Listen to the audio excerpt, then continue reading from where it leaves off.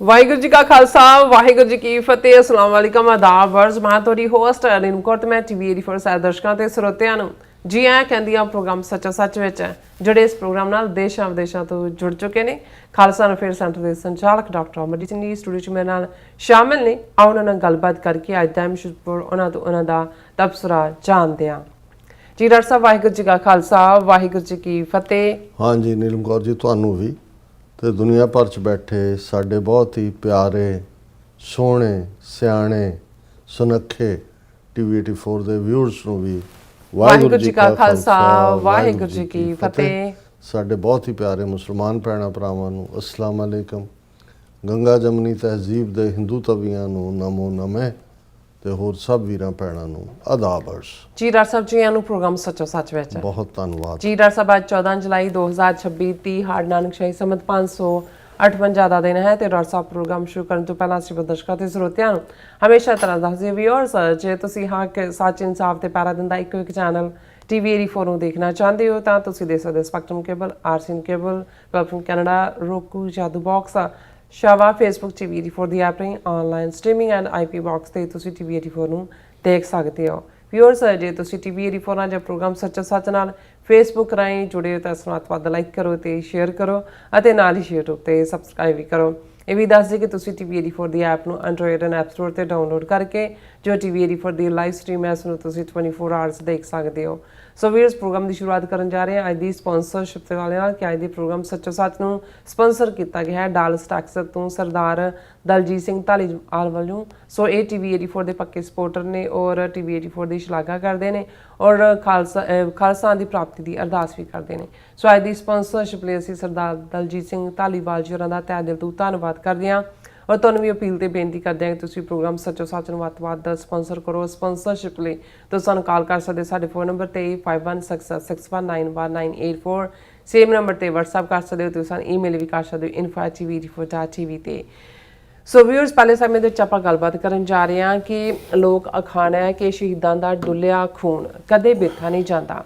ਕਈ ਵਾਰ ਇਹ ਕਈ ਦਹਾਕਿਆਂ ਬਾਅਦ ਜਲਵਾਗਰ ਹੁੰਦਾ। ਸੋ ਮਨੁੱਖੀ ਹੱਕਾਂ ਦੇ ਪਹਿਰੇਦਾਰ ਸ਼ਹੀਦ ਭਾਈ ਜਸਵੰਤ ਸਿੰਘ ਖਾਲੜਾ ਜੀ ਵੱਲੋਂ ਅਣਪਛਾਤੀਆਂ ਲਾਸ਼ਾਂ ਨੂੰ ਪਛਾਣ ਦੇਣ ਦੀ ਮੁਹਿੰਮ ਬੜੀ ਤੇਜ਼ੀ ਨਾਲ ਅੱਗੇ ਵਧ ਰਹੀ ਹੈ ਔਰ ਜਥੇਦਾਰ ਕੁਲਦੀਪ ਸਿੰਘ ਗੜਗੱਜ ਦੀ ਅਗਵਾਈ ਹੇਠ ਹਰੀਕੇ ਪੱਤਨ ਦੇ ਮੁਕਾਮ ਤੇ ਦੀਵਾਨ ਸੱਜਿਆ ਜਿਸ ਵਿੱਚ ਹਜ਼ਾਰਾਂ ਸਿੱਖਾਂ ਵੱਲੋਂ ਸ਼ਹੀਦਾਂ ਦੀ ਯਾਦ ਵਿੱਚ ਜਿਹੜੀ ਹੈ ਸਮੂਹਕ ਅਰਦਾਸ ਕੀਤੀ ਗਈ। ਸੋ ਜਥੇਦਾਰ ਗੜਗੱਜ ਨੇ ਹਰੀਕੇ ਪੱਤਨ ਦੇ ਮੁਕਾਮ ਤੇ ਸ਼ਹੀਦਾਂ ਦੀ ਯਾਦ ਵਿੱਚ ਯਾਦਗਾਰ ਸਥਾਪਿਤ ਕਰਨ ਦਾ ਐਲਾਨ ਕੀਤਾ। ਸੋ ਨਾਲ ਹੀ ਸ਼੍ਰੋਮਣੀ ਕਮੇਟੀ ਨੂੰ ਆਦੇਸ਼ ਦਿੱਤਾ ਕਿ ਸਰਕਾਰੀ ਜ਼ਬਰ ਦਾ ਦੌਰ 1982 ਤੋਂ 1995 ਤੱਕ ਦੇ ਸ਼ਹੀਦਾਂ ਦੇ ਅੰਕੜੇ ਇਕੱਠੇ ਕਰੇ ਪਰ ਸਿਆਸੀ ਨਿਸ਼ਾਨਾ ਖਾਲਿਸਤਾਨ ਹਾਸਲ ਕਰਨ ਵੱਲ ਪੇਸ਼ ਕਦਮੀ ਦੀ ਲੋੜ ਹੈ। ਸੋ ਇਸ ਬਾਰੇ ਆਪਾਂ ਗੱਲਬਾਤ ਕਰਨ ਜਾ ਰਹੇ ਹਾਂ। ਸੋ ਅਸੀਂ ਚਾਹਾਂਗੇ ਕਿ ਤੁਸੀਂ ਇਸੇ ਤਰ੍ਹਾਂ ਬਣੇ ਰਹਿਣਾ ਦੇਖਣ ਸੁਣਨ ਲਈ ਤੁਹਾਡਾ ਬਹੁਤ ਬਹੁਤ ਸ਼ੁਕਰੀਆ। ਜੀ ਡਾਕਟਰ ਸਾਹਿਬ ਕੀ ਕਹਿਣਾ ਚਾਹੋਗੇ? ਸਭ ਤੋਂ ਪਹਿਲਾਂ ਤਾਂ ਅੱਜ ਦੇ ਪ੍ਰੋਗਰਾਮ ਨੂੰ ਸਪਾਂਸਰ ਕਰਨ ਲਈ ਅਸੀਂ ਵੀਰ ਦਲਜੀਤ ਸਿੰਘ ਧਾਲੀਵਾਲ ਉਹਨਾਂ ਦਾ ਸ਼ੁਕਰੀਆ ਅਦਾ ਕਰਦੇ ਹਾਂ। ਡਾਲਸ ਟੈਕਸਸ ਫੇਰੀ ਦੌਰਾਨ ਹੀ ਇਹਨਾਂ ਦੇ ਨਾਲ ਜਿਹੜਾ ਹੈ ਮੁਲਾਕਾਤ ਵੀ ਹੋਈ। ਵੀਰ ਗੋਵਿੰਦਰ ਸਿੰਘ ਜਿਨ੍ਹਾਂ ਨੇ ਹਮੇਸ਼ਾ ਹਰ ਸਾਲ ਉਹ ਐਫਰਟ ਕਰਦੇ ਨੇ ਡਾਕਟਰ ਰਣਜੀਤ ਸਿੰਘ ਹੋਰਾਂ ਦੀ ਯਾਦ ਨੂੰ ਸਮਰਪਿਤ ਅਖੰਡ ਪਾਠ ਸਾਹਿਬ ਸਮਾਗਮ ਕਰਨ 'ਚ ਉਹਨਾਂ ਦਾ ਇਹ ਵੀ ਭਰਪੂਰ ਯਤਨ ਹੁੰਦਾ ਹੈ ਕਿ ਇਸ ਦੌਰਾਨ ਟੀਵੀ 84 ਦੇ ਲਈ ਜਿਹੜੀ ਹੈ ਵੱਧ ਤੋਂ ਵੱਧ ਮਦਦ ਜੁਟਾਈ ਜਾ ਸਕੇ। ਸੋ ਉਹਨਾਂ ਨੇ ਵੀਰ ਦਲਜੀਤ ਸਿੰਘ ਧਾਲੀਵਾਲ ਹੋਰਾਂ ਨੂੰ ਵੀ ਇਸ ਪਾਸੇ ਪ੍ਰੇਰਿਆ। ਸੋ ਅਸੀਂ ਜਿੱਥੇ ਧਾਲੀਵਾਲ ਹੋਰਾਂ ਦਾ ਸ਼ੁਕਰੀਆ ਅਦਾ ਕਰਦੇ ਹਾਂ ਉੱਥੇ ਵੀਰ ਗੋਵਿੰਦਰ ਸਿੰਘ ਜਿਹੜੇ ਹਮੇਸ਼ਾ ਹੀ ਚੜ੍ਹਦੀ ਕਲਾ ਦੀ ਆਵਾਜ਼ ਨੇ। ਪਿਛਲੇ ਦਿਨਾਂ 'ਚ ਉਹਨਾਂ ਨੇ ਕਿਹਾ ਕਿ ਜੀ ਹੁਣ ਸਾਡੀ ਟਰੱਕਿੰਗ ਇੰਡਸਟਰੀ ਵਾਪਸ ਲਾਈਨ ਤੇ ਚੜ੍ਹ ਗਈ ਹੈ, ਹੁਣ ਸਾਡੇ ਪੈਸੇ ਬਣਦੇ ਨੇ, ਤੁਸੀਂ ਦੱਸੋ ਅਸੀਂ ਹੋਰ ਕੀ ਕਰ ਸਕਦੇ ਹਾਂ। ਮੈਂ ਕਿਹਾ ਜੀ ਜਦੋਂ ਨਹੀਂ ਬਣਦੇ ਸੀ ਤੁਸੀਂ ਉਦੋਂ ਵੀ ਕਰਦੇ ਸੀ, ਤੁਸੀਂ ਕਰੀ ਜਾਣਾ। ਪਰ ਇਸ ਕਿਸਮ ਦੇ ਜਿਹੜੇ ਛੋਟੇ ਛੋਟੇ ਜੈਸਚਰ ਹੁੰਦੇ ਨੇ, ਗੱਲਾਂ ਭਾਵੇਂ ਬਹੁਤ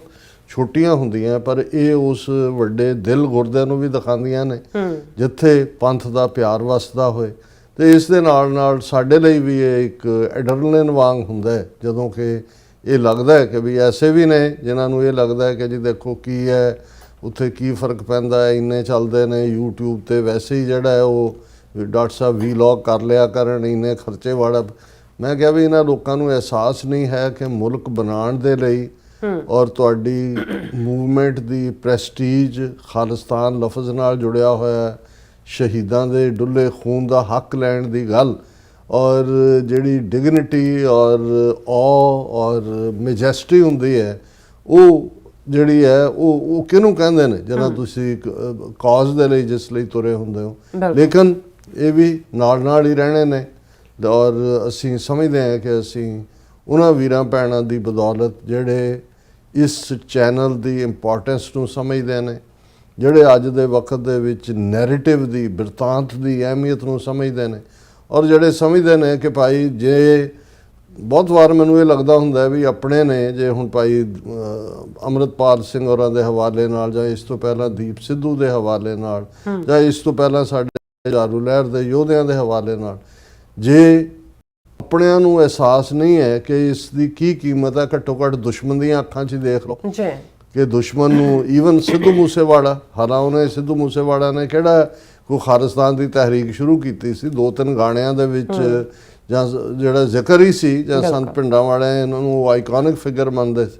ਸੋ ਦੁਸ਼ਮਣ ਨੂੰ ਪੋਟੈਂਸ਼ੀਅਲ ਦਾ ਅਹਿਸਾਸ ਹੁੰਦਾ ਕਿ ਵੀ ਹੁਣ ਭਾਈ ਅੰਮ੍ਰਿਤਪਾਲ ਸਿੰਘ 2 ਲੱਖ ਵੋਟਾਂ ਤੋਂ ਜ਼ਿਆਦਾ ਵੋਟਾਂ ਲੈ ਕੇ MP ਬਣੇ ਨੇ, ਡਿਬਰੂਗੜ੍ਹ 'ਚ ਰੱਖਿਆ ਹੋਇਆ, ਅਜੇ ਵੀ ਲੱਗੇ ਨੇ ਜੀ BJP ਛੱਡੇਗੀ, ਸਾਜ਼ਿਸ਼ ਕਰਕੇ ਛੱਡੇਗੀ, ਚੋਣਾਂ ਦੇ ਨੇੜੇ ਛੱਡੇਗੀ। ਸੋ ਬਜਾਏ ਇਸ ਦੇ ਕਿ ਇਹ ਇੱਕ ਯਕਸਾਇਤੀ ਦੀ ਆਵਾਜ਼ ਹੁੰਦੀ ਕਿ ਭਾਈ ਤੁਸੀਂ ਸਹਿਮਤ ਹੋ ਨਹੀਂ ਹੋ ਕਿਸੇ ਦੇ ਕੰਮ ਕਰਨ ਦੇ ਢੰਗ ਨਾਲ, ਸਾਡਾ ਵੀ ਇਹ ਕਹਿਣਾ ਹੁੰਦਾ ਵੀ ਫੀਲਡ ਹੈ, ਦੇਖ ਲਓ, ਟਰਾਈ ਕਰ ਲਓ, ਜੇ ਕੋਈ ਆਪਣੇ ਏਜੰਡੇ ਤੋਂ ਡਿਵੀਏਟ ਹੁੰਦਾ ਹੈ ਦੈਨ ਤੁਹਾਡੇ ਕੋਲ ਚੋਇਸ ਹੁੰਦੀ ਹੈ। ਪਰ ਪਹਿਲਾਂ ਹੀ ਤੁਸੀਂ ਦੁਸ਼ਮਣ ਨੇ ਤਾਂ ਮਾਰਨਾ ਹੀ ਮਾਰਨਾ ਹੁੰਦਾ ਹੈ, ਤੁਸੀਂ ਆਪ ਵੀ ਕੰਸਪੀਰੇਸੀ ਥਿਊਰੀਜ਼ ਦੇ ਨਾਲ ਜਿਹੜਾ ਉਹ ਕਿਸੇ ਨੂੰ ਜਿਉਣ ਨਹੀਂ ਦਿੰਦਾ। ਇਹੀ ਹਾਲ ਮੈਂ ਹੋਰ ਹਵਾਲਿਆਂ ਨਾਲ ਵੀ ਦੇਖਦਾ, ਦੀਪ ਸਿੱਧੂ ਦੇ ਵੇਲੇ ਵੀ ਉਹਨੇ ਇੱਕ ਡਾਇਲੌਗ ਸ਼ੁਰੂ ਕੀਤਾ, ਘੱਟੋ ਘੱਟ ਜਿਹੜੀ ਜਨਰੇਸ਼ਨ, ਯੰਗਰ ਜਨਰੇਸ਼ਨ ਜਿਨ੍ਹਾਂ ਨਾਲ ਅਸੀਂ ਕਨੈਕਟ ਨਹੀਂ ਹੋ ਸਕਦੇ ਜਾਂ ਨਹੀਂ ਹੋ ਸਕੇ, ਕਿਉਂਕਿ ਉਹ ਜਿਹੜੇ ਹਮ ਉਮਰ ਹੁੰਦੇ ਨੇ, ਹਮ ਉਮਰ ਹੀ ਹੁੰਦੇ ਨੇ, ਉਹਨਾਂ ਦੀ ਗੱਲ ਹੀ ਉਹਨਾਂ ਦੇ ਉੱਤੇ ਜ਼ਿਆਦਾ ਵੱਡਾ ਤਾਂ ਫਿਰ ਉਹਨਾਂ ਦੇ ਲਈ ਇੱਕ ਬਜ਼ੁਰਗ ਸਮਾਨ ਹੁੰਦਾ, ਉਹ ਤਾਂ ਨਸੀਹਤ ਵਾਂਗ ਹੀ ਹੁੰਦਾ। ਜਿਵੇਂ ਮੈਂ 2-3 ਦਿਨ ਪਹਿਲਾਂ ਇੱਕ ਜੋਕਿੰਗ ਡਿਸਕਸ਼ਨ 'ਚ ਕਹਿ ਰਿਹਾ ਸੀ, ਮੈਂ ਕਿਹਾ ਹਰ ਪਿਓ ਆਪਣੇ ਪੁੱਤਰ ਨੂੰ ਇਹੀ ਕਹਿੰਦਾ ਸੀ ਕਿ ਤੇਰਾ ਕੱਖ ਨਹੀਂ ਬਣਨਾ, ਭੁੱਖਾ ਮਰੇਗਾ। ਮੈਂ ਕਿਹਾ ਵੀ ਇਹ ਹੁਣ ਜਨਰੇਸ਼ਨ ਦਾ, ਕਿਉਂਕਿ ਇਨਫੈਕਟ ਉਹਨਾਂ ਦੀ ਇੰਟੈਂਟ ਇਹ ਹੁੰਦੀ ਸੀ ਵੀ ਉਹਦੇ 'ਚ ਕੋਈ ਕਮਜ਼ੋਰੀ, ਕੋਈ ਅਵੇਸਲਾਪਨ, ਕੋਈ ਢਿੱਲੜਪਨ ਜਾਂ ਕੋਈ ਆਲਸਪਨ ਨਾ ਹੋਏ, ਉਸ 'ਚ ਹੋਏ। ਹਾਲਾਂਕਿ ਕੋਈ ਜਨਰੇਸ਼ਨ ਵਾਲਾ ਭੁੱਖਾ ਤਾਂ ਮਰਿਆ ਨਹੀਂ ਹੈ, ਲੇਕਿਨ ਹਰ ਬਜ਼ੁਰਗ ਨੂੰ, ਜਿਹੜਾ ਬਾਪ ਨੂੰ ਇਹ ਲੱਗਦਾ ਹੁੰਦਾ ਵੀ ਇਹ ਕੱਖ ਨਹੀਂ ਕਰ ਰਹੇ ਨੇ, ਭੁੱਖਾ ਮਰਨਾ। ਸੋ ਇੱਕ ਪਾਸੇ ਤਾਂ ਉਹ ਹੈ, ਤੇ ਜਿਹੜੇ ਹਮ ਉਮਰ ਹੁੰਦੇ ਨੇ, ਜਦੋਂ ਤੁਹਾਨੂੰ ਉਹ ਲੱਗਦਾ ਕਿ ਭਾਈ ਉਹ ਕਰ ਰਹੇ ਨੇ, ਔਰ ਇਹੀ ਕਾਰਨ ਹੈ ਕਿ ਵੀ ਦੀਪ ਸਿੱਧੂ ਨੇ ਜਾਂ ਯੰਗਰ ਜਾਂ ਹੁਣ ਦੇ ਕੌਂਟੈਕਸਟ ਦੇ ਵਿੱਚ ਵੀ, ਜੇ ਅਸੀਂ ਸਤਲੁਜ ਫਿਲਮ ਦੇ ਹਵਾਲੇ ਨਾਲ, ਇਹ ਕਿਹੜੀ ਕੋਈ ਨਵੀਂ ਗੱਲ ਕੀਤੀ ਹੈ ਜਿਹੜੀ ਕਹਾਣੀ ਆਲਮੋਸਟ 1995 ਤੋਂ ਲੈ ਕੇ ਹੁਣ ਅਸੀਂ 31 ਸਾਲਾਂ ਬਾਅਦ ਗੱਲ ਕਰ ਰਹੇ ਹਾਂ, ਆਲਰੇਡੀ ਕਿੰਨਾ ਕੁਝ ਪਿਆ ਹੋਇਆ, ਸਪੀਚਸ ਵੀ ਪਈਆਂ, ਡਾਕੂਮੈਂਟੇਸ਼ਨ ਵੀ ਪਈ ਹੈ, ਕੋਰਟ ਰਿਕਾਰਡ ਵੀ ਪਏ ਨੇ, ਦੂਜੇ ਨੇ। ਲੇਕਿਨ ਜਿਸ ਜਨਰੇਸ਼ਨ ਨੂੰ ਟੱਚ ਕੀਤਾ ਉਹ ਸੀ ਜਿਹਦੇ ਤੱਕ ਸਾਡਾ ਮੈਸੇਜ ਨਹੀਂ ਸੀ ਪਹੁੰਚਿਆ ਹੋਇਆ। ਔਰ ਇਹਦੇ ਬਾਵਜੂਦ ਕਿ ਜਿੰਨੀ ਕਿ ਸਰਕਾਰ ਨੇ ਜਿਹੜੀ ਆ ਪਾਬੰਦੀਆਂ, ਸਖਤੀ, ਨੈਗੇਟਿਵਿਟੀ ਔਰ ਇਹਨੂੰ ਵਾਇਓਲੇਸ਼ਨ ਔਰ ਪਤਾ ਨਹੀਂ ਕੀ ਮਾਹੌਲ ਵਿਗਾੜਨ ਦੀ ਗੱਲ, ਧਰੁਵੀਕਰਨ ਦੀ ਗੱਲ, ਹਿੰਦੂ ਸਿੱਖ ਏਕਤਾ ਹੁਣ ਸ਼ੁਰੂ ਹੋ ਗਿਆ, ਮੰਤਰ ਪੜ੍ਹਨ ਵਾਲੇ ਆ ਗਏ, ਉਹਨਾਂ ਦੇ ਪਗੜੀ ਧਾਰੀ ਮਰਸਨਰੀ। ਲੇਕਿਨ ਇਸ ਸਾਰੇ ਦੇ ਬਾਵਜੂਦ ਡਿਫਾਇੰਸ ਹੈ ਉਸੇ ਨੌਜਵਾਨ ਪੀੜ੍ਹੀ ਦੇ ਵਿੱਚ, ਗੁਰਦੁਆਰੇ ਹੋਣ, ਸ਼ਹਿਰ ਹੋਣ, ਕਸਬੇ ਹੋਣ, ਵੱਡੀਆਂ ਵੱਡੀਆਂ ਸਕਰੀਨਾਂ ਲਾ ਕੇ, ਔਰ ਜਦੋਂ ਤੁਸੀਂ ਉਹਨਾਂ ਦਾ ਰਿਐਕਸ਼ਨ ਦੇਖਦੇ ਹੋ ਤਾਂ ਇਹ ਲੱਗਦਾ ਵੀ ਉਹ ਜਿਹੜੀ ਪੰਜਾਬ ਦੀ ਧਰਤੀ ਦੀ ਗੱਲ ਹੈ, ਜਦੋਂ ਅਸੀਂ ਕਹਿੰਦੇ ਹਾਂ ਕਿ ਗੁਰੂ ਨਾਨਕ ਪਾਤਸ਼ਾਹ ਨੇ ਉਸ ਧਰਤੀ ਤੇ ਜਿਹੜਾ ਕਲਚਰ 5-6 ਹਜ਼ਾਰ ਸਾਲ ਪੁਰਾਣਾ ਉਹਨਾਂ ਨੇ ਉਸ ਧਰਤੀ ਦਾ ਖਮੀਰ ਬਦਲਿਆ। ਔਰ ਉਸ ਧਰਤੀ ਦੇ ਉੱਤੇ ਜਿਹੜੇ ਬਲਕਾਰ ਯੋਧੇ, ਜਦੋਂ ਗੁਰੂ ਨਾਨਕ ਪਾਤਸ਼ਾਹ ਖੁਦ ਬਾਬਰ ਦੀ ਜੇਲ੍ਹ 'ਚ ਵੀ ਜਾਂਦੇ ਨੇ, ਉਸ ਨੂੰ ਵੰਗਾਰਦੇ ਵੀ ਨੇ, ਔਰ ਵੇਲੇ ਦੇ ਹਾਕਮਾਂ ਨੂੰ, ਦਿੱਲੀ ਤੇ ਬੈਠੇ ਜਿਹੜੇ ਤਾਜਦਾਰ ਨੇ, ਉਹਨਾਂ ਨੂੰ ਵੀ ਇਹ ਯਾਦ ਦਹਾਨੀ ਕਰਵਾਉਂਦੇ ਨੇ ਕਿ ਰਾਜੇ ਸ਼ੀਂ ਮੁਕੱਦਮ ਕੁੱਤੇ ਜਾਏ ਜਗਾਇਨ ਬੈਠੇ ਸੁੱਤੇ, ਚਾਕਰ ਨਹਿੰਦਾ ਪਾਇਨ ਘਾਓ, ਰਤ ਪਿੱਤ ਕੁੱਤਿਓ ਚੱਟ ਜਾਓ। ਹੁਣ ਜਿਸ ਗੁਰੂ ਪਾਤਸ਼ਾਹ ਨੇ ਇੰਨਾ ਜ਼ਬਰਦਸਤ ਚੈਲੰਜ ਵੇਲੇ ਦੇ ਹਾਕਮਾਂ ਨੂੰ ਦਿੱਤਾ ਹੋਏ, ਉਹਨਾਂ ਦੀ ਉਮਤ ਨੂੰ ਤੁਸੀਂ ਕਿੱਥੇ ਕੁ ਦਬਾ ਲਓਗੇ। ਔਰ ਮੈਨੂੰ ਯਾਦ ਹੈ 2 ਦਿਨ ਪਹਿਲਾਂ ਵੀ ਜਸਪਾਲ ਸਿੰਘ ਢਿੱਲੋਂ ਜਿਹੜੇ ਪ੍ਰੈਜ਼ੀਡੈਂਟ ਸਨ ਅਕਾਲੀ ਦਲ ਦੇ ਮਨੁੱਖੀ ਅਧਿਕਾਰ ਵਿੰਗ ਦੇ, ਜਿਹਦੇ ਜਨਰਲ ਸੈਕਟਰੀ ਜਸਵੰਤ ਸਿੰਘ ਖਾਲੜਾ ਸੀ, ਉਹਨਾਂ ਨੂੰ ਵੀ ਅੱਜ ਕਾਫੀ ਦੇਰ ਤਾਂ ਉਹ ਅਲੋਪ ਹੀ ਰਹੇ ਆਲਮੋਸਟ ਹੁਣ, ਕਿਉਂਕਿ ਸਾਰੀ ਕੰਟਰੋਵਰਸੀ ਦੇ ਦੌਰਾਨ ਬਹੁਤ ਸਾਰੇ ਜਿਹੜੇ ਨੇ ਉਹ ਇੰਟਰਵਿਊਜ਼ ਆ ਰਹੇ ਨੇ। ਉਹਨਾਂ ਦਾ ਵੀ ਇੰਟਰਵਿਊ ਕਿਸੇ ਤੇ ਆ ਰਿਹਾ ਸੀ। ਹਾਲਾਂਕਿ ਗੱਲ ਉਹਨਾਂ ਨੇ ਜਦੋਂ ਉਹ ਡੈਮੋਕ੍ਰੈਟਿਕ ਪਾਰਟੀ ਦੀ ਕਨਵੈਨਸ਼ਨ 'ਚ ਸ਼ਾਮਲ ਹੋਣ ਲਈ ਅਮਰੀਕਾ ਆਏ ਸੀ, ਕਿਉਂਕਿ ਵਿਕਟਮ ਸੀ, ਉਹਨਾਂ ਨੂੰ ਵੀ ਟੌਰਚਰ ਕੀਤਾ ਗਿਆ ਸੀ ਬਹੁਤ ਜ਼ਿਆਦਾ। ਔਰ ਇਹ ਵਾਕਿਆ ਉਹਨਾਂ ਨੇ ਇੱਥੇ ਵੀ ਸੁਣਾਇਆ। ਇਹ ਜਿਹੜੀ ਹੈ 90s ਦੀ ਗੱਲ ਹੈ। ਹੁਣ ਲਗਭਗ 20-25 ਸਾਲ ਬਾਅਦ ਜਦੋਂ ਮੈਂ ਇੰਟਰਵਿਊ 'ਚ ਸੁਣਿਆ ਤਾਂ ਇੱਕਦਮ ਫਰੈਸ਼ ਹੋਇਆ। ਉਹ ਕਹਿੰਦੇ ਕਿ ਭਾਈ ਜਦੋਂ ਮੈਨੂੰ ਟੌਰਚਰ ਕੀਤਾ, ਕੰਧ ਨਾਲ ਲਾਇਆ ਹੋਇਆ ਦਿੱਲੀ ਤੋਂ ਹਾਇਰ ਅਪ ਏਜੰਸੀਆਂ ਦੇ, ਜਿਹਦੇ 'ਚ ਉਹਨਾਂ ਨੇ ਕਿਹਾ ਵੀ RN ਕੌ ਵੀ ਹੈ, ਕੋਈ ਹੋਰ IB ਦਾ ਹੈੱਡ ਵੀ ਹੈ, ਇਹ ਸਾਰੇ ਇੰਟੈਰੋਗੇਟ ਕਰ ਰਹੇ ਨੇ ਔਰ ਆਪਣਾ ਜਾਲ ਵੀ ਵਿਛਾ ਰਹੇ ਨੇ। ਤਾਂ ਕਹਿੰਦੇ ਮੈਂ ਇਹਨਾਂ ਨੂੰ ਕਿਹਾ ਕਿ ਦੇਖੋ ਇਹ ਅਸੀਂ ਉਸ ਧਰਤੀ ਦੇ ਵਾਰਸ ਹਾਂ, ਜੇ ਤੁਸੀਂ ਧਰਤੀ ਜ਼ਮੀਨ ਫਰੋਲੋਗੇ ਜਾਂ ਦੂਜੇ ਕੋਈ ਮਹਿਮੂਦ ਗਜ਼ਨੀ ਦੇ ਜ਼ਮਾਨੇ ਦਾ ਸਿੱਕਾ ਵੀ ਨਿਕਲ ਆਏਗਾ, ਕੋਈ ਮਹਿਮੂਦ ਗੌਰੀ ਦੇ ਜ਼ਮਾਨੇ ਦਾ ਵੀ ਨਿਕਲ ਆਏਗਾ, ਮੁਹੰਮਦ ਗੌਰੀ ਦੇ ਜ਼ਮਾਨੇ ਦਾ ਵੀ ਮੁਹੰਮਦ ਗੌਰੀ ਦੇ ਜ਼ਮਾਨੇ ਦਾ ਨਿਕਲ ਆਏਗਾ, ਮੁਗਲਾਂ ਦੇ ਜ਼ਮਾਨੇ ਦਾ ਵੀ ਨਿਕਲ ਆਏਗਾ, ਅਕਬਰ ਦਾ ਨਿਕਲ ਆਏਗਾ,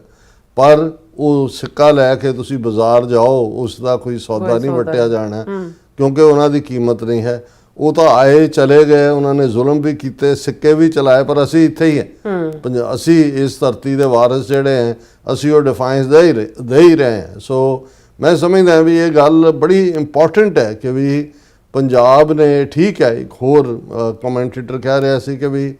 ਪੰਜਾਬ ਦੀ ਹਿਸਟਰੀ ਵੀ ਕੀ ਹੈ, ਮੁੱਢ ਕਦੀਮਾ ਤੋਂ ਕਿਸ ਕਿਸਮ ਦੇ ਜ਼ਬਰ ਜ਼ੁਲਮ ਉਹ ਸਾਰੇ 'ਚੋਂ ਗੁਜ਼ਰੀ, ਲੇਕਿਨ ਜਿਹੜੀ ਰੈਜ਼ੀਲੀਅੰਸ ਹੈ ਉਸ ਧਰਤੀ ਦੀ, 80 ਸਾਲ ਪਹਿਲਾਂ ਲਗਭਗ 47 ਦੇ ਵਿੱਚ ਕਿਸ ਕਿਸਮ ਦੀ ਬਰਬਾਦੀ ਦੋਵਾਂ ਪੰਜਾਬਾਂ ਨੇ ਦੇਖੀ, ਜੇ ਉਜਾੜਾ ਔਰ ਹਰ ਕਿਸਮ ਦਾ ਜੋ ਵੀ ਲਫ਼ਜ਼ ਤੁਸੀਂ ਉਸ ਪੀਰੀਅਡ 'ਚ ਕਹਿ ਸਕਦੇ ਹੋ, ਜਿਸ ਦੇ ਵਿੱਚ 15 ਤੋਂ 20 ਲੱਖ ਲੋਕ ਮਾਰੇ ਜਾਂਦੇ ਨੇ ਔਰ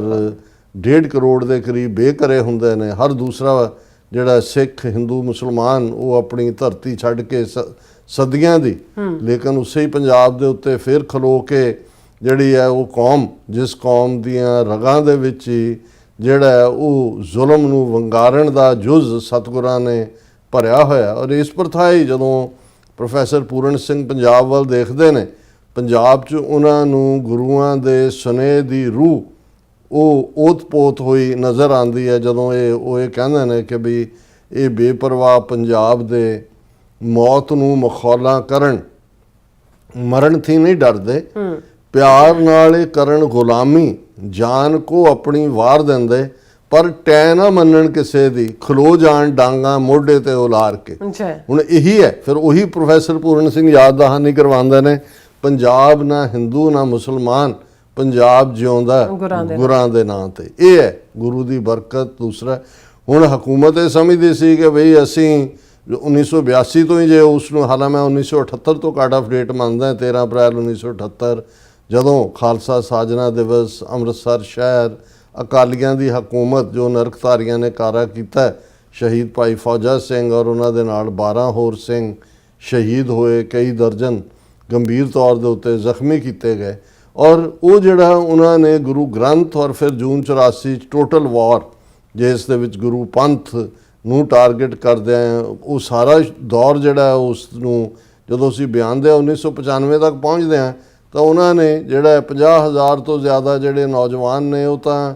1992 ਤੋਂ 1994-95 ਦੇ ਦੌਰ 'ਚ ਹੀ ਮਾਰੇ ਗਏ। ਜਦੋਂ ਅਣਪਛਾਤੀਆਂ ਲਾਸ਼ਾਂ ਦੀ ਗੱਲ ਹੁੰਦੀ ਹੈ, ਉਹ ਫਿਗਰ ਜਿਹੜੀ ਹੈ ਉਹ 25,000, ਉਹ ਵੀ ਕਿਉਂਕਿ 3 ਸ਼ਮਸ਼ਾਨ ਘਾਟਾਂ ਨੂੰ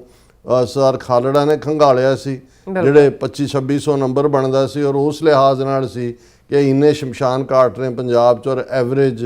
ਇੰਨਾ ਜਿਹੜਾ 25,000 ਅਣਪਛਾਤੀਆਂ ਹੋਣਗੇ, ਜਿਨ੍ਹਾਂ ਨੂੰ ਸ਼ਮਸ਼ਾਨ ਘਾਟਾਂ 'ਚ ਲਿਆ ਕੇ ਸਾੜਿਆ ਗਿਆ। ਫਿਰ ਉਹ ਨੰਬਰ ਜਿਹੜਾ ਰਾਜਸਥਾਨ ਨਹਿਰ ਦੇ ਵਿੱਚ ਰੋੜਿਆ ਗਿਆ, ਆਮ ਸੂਇਆਂ ਔਰ ਜਿਹੜਾ ਉਹਦੇ 'ਚ ਰੋੜਿਆ ਗਿਆ, ਔਰ ਖ਼ਾਸ ਤੌਰ 'ਤੇ ਹਰੀਕੇ ਪੱਤਣ, ਜਿੱਥੇ ਕਿ ਬਿਆਸ ਔਰ ਸਤਲੁਜ ਦਰਿਆ ਆ ਕੇ ਮਿਲਦੇ ਨੇ, ਉਸ ਧਰਤੀ 'ਤੇ ਜਿਸ ਦਾ ਜੇ ਅਸੀਂ ਇਤਿਹਾਸ ਦੇਖੀਏ ਤਾਂ ਫਿਰ ਕਾਫੀ ਪਿੱਛੇ ਤੱਕ ਜਾਂਦਾ ਹੈ। ਲੇਕਿਨ ਇਸ ਗੱਲ ਦੀ ਯਾਦ ਦਹਾਨੀ ਕਿ ਜਿਹੜਾ ਵੱਡਾ ਬੁੱਚੜ ਲੰਬਾ ਵਕਤ ਜਿਸ ਨੂੰ ਦੂਸਰੀ ਵਾਰ ਫਿਰ ਰੋਪੜ ਤੋਂ ਜਿਹੜਾ ਅੰਮ੍ਰਿਤਸਰ ਲਿਆ ਕੇ ਉਸ ਤਰਨਤਾਰਨ 'ਚ SSP ਲਾਇਆ ਗਿਆ ਸੀ, ਉਹ ਸ਼ਰਾਬ ਨਾਲ ਡੱਕਿਆ ਹੋਇਆ। ਉਹਨੇ ਜਦੋਂ ਹੀ ਕੋਈ ਉਹਨਾਂ ਨੇ ਕਿਹਾ ਵੀ ਜੇ ਕੋਈ ਦਿਨ ਵੇਲੇ ਵੀ ਆ ਜਾਂਦਾ ਨੌਜਵਾਨ ਫੜ ਕੇ ਜਾਂ ਦੂਜਾ, ਉਹ ਵੀ ਉਹਨੂੰ ਕਹਿੰਦੇ ਰੱਖ ਲਓ ਰਾਤ ਲਈ, ਤੇ ਫਿਰ ਉਹਨੂੰ ਕਹਿਣਾ ਕਿ ਭਾਈ ਹਰੀਕੇ ਦੀਆਂ ਮੱਛੀਆਂ ਭੁੱਖੀਆਂ ਨੇ। ਹੁਣ ਕਿੰਨੇ ਹਜ਼ਾਰ ਜਿਹੜੇ ਨੇ 2500 ਜਾਂ 3 ਸ਼ਮਸ਼ਾਨ ਘਾਟਾਂ ਦਾ ਤਾਂ ਅਸੀਂ ਉਹਨਾਂ ਦੇ ਤਾਂ ਵੇਰਵੇ ਨੇ ਹਰੀਕੇ ਦੇ ਵਿੱਚ, ਜਿਨ੍ਹਾਂ ਨੂੰ ਔਰ ਕਿਉਂਕਿ ਜ਼ਾਹਰ ਹੈ ਕਿ ਜਦੋਂ ਤੁਸੀਂ ਹਿਊਮਨ ਬਾਡੀ ਸੁੱਟੀ ਜਾਂਦੀ ਹੈ ਪਾਣੀ 'ਚ ਕੁਛ ਦੇਰ ਬਾਅਦ 24 ਘੰਟੇ 48 ਘੰਟੇ ਬਾਅਦ ਉੱਪਰ ਤਰਨ ਲੱਗ ਜਾਂਦੇ। ਸੋ ਈਵਨ ਇੱਕ ਪਾਸੇ ਅਸੀਂ ਇਹ ਇੰਟਰਨੈਸ਼ਨਲ ਕਨਵੈਨਸ਼ਨਸ ਨੇ UN ਦੀਆਂ, ਜਨੇਵਾ ਦੀਆਂ, ਕਿ ਡਿਗਨਿਟੀ ਇਨ ਡੈਥ, ਕਿ ਜਿਹੜੀ ਡੈੱਡ ਬਾਡੀ ਹੈ, ਇਸੇ ਕਰਕੇ ਜਦੋਂ ਭਾਵੇਂ ਕੋਈ ਵਿਰੋਧੀ ਫੌਜ ਦੇ ਦੂਸਰੀ ਫੌਜ ਦੇ ਜਵਾਨਾਂ ਨੂੰ ਮਾਰਦਾ, ਤੁਸੀਂ ਉਹਨਾਂ ਦੀਆਂ ਬਾਡੀਜ਼ ਨੂੰ ਐਜ਼ ਏ ਜਿਹੜਾ ਉਹ ਮੈਡਲ ਜਿਹੜਾ ਜਾਂ ਐਜ਼ ਏ ਸ਼ੀਲਡ ਤੁਸੀਂ ਡਿਸਪਲੇ ਨਹੀਂ ਕਰ ਸਕਦੇ ਕਿ ਵੀ ਇਹ ਅਪਮਾਨ ਹੈ। ਔਰ ਇਹ ਅਸੂਲ ਹੈ ਇੰਟਰਨੈਸ਼ਨਲ ਕੋਵੈਨੈਂਟਸ ਦੇ ਥੱਲੇ ਕਿ ਭਾਈ ਜਿਹੜੀ ਡਿਗਨੀਫਾਈਡ ਡੀਸੈਂਟ ਬਰੀਅਲ ਔਰ ਕ੍ਰੀਮੇਸ਼ਨ ਹੋਣੀ ਚਾਹੀਦੀ ਹੈ ਡੈਡ ਬਾਡੀ ਦੀ। ਲੇਕਿਨ ਇਕੱਲਾ ਇਹੀ ਨਹੀਂ ਕਿ ਨੌਜਵਾਨੀ ਨੂੰ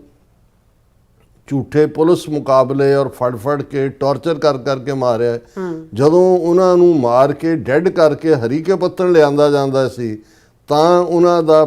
ਪੇਟ ਚਾਕ ਕਰਕੇ ਉਹਨਾਂ ਦੇ ਟੁਕੜੇ ਕਰ, ਤਾਂ ਕਿ ਲਾਸ਼ ਉੱਪਰ ਨਾ ਆਏ ਔਰ ਇਹ ਨਾ ਹੋਏ ਉਹਨਾਂ ਨੂੰ ਜਿਹੜਾ ਪੱਥਰ ਬਨ ਕੇ ਨਾਲ ਜਿਹੜਾ ਉਹ ਡੋਬਿਆ ਜਾਂਦਾ ਸੀ। ਹੁਣ ਉਹ ਕਿੰਨਾ ਅਲਸਾ, ਕਿੰਨੇ ਹਜ਼ਾਰ ਨੇ, ਉਹਨਾਂ ਦਾ ਤਾਂ ਕੋਈ ਲੇਖਾ ਨਹੀਂ ਹੈ।